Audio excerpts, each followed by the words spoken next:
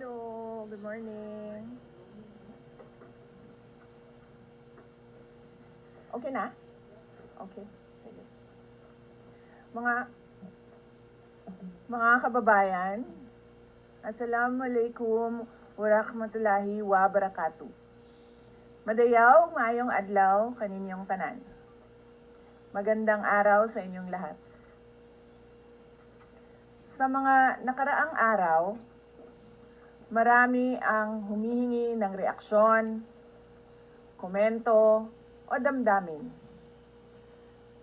Damdamin ko sa issue ng impeachment na naihain laban sa akin. Sa kabila ng aking mga naging pahayag ukol sa planong impeachment sa mga nakaraan na buwan, ang tanging masasabi ko na lamang sa puntong ito ay God save the Philippines.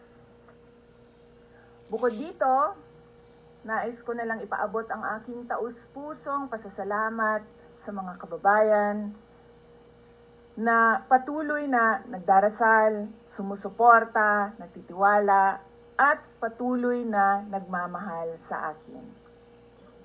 Manalig kayo dahil sa taong bayan ang tagumpay. Syukran.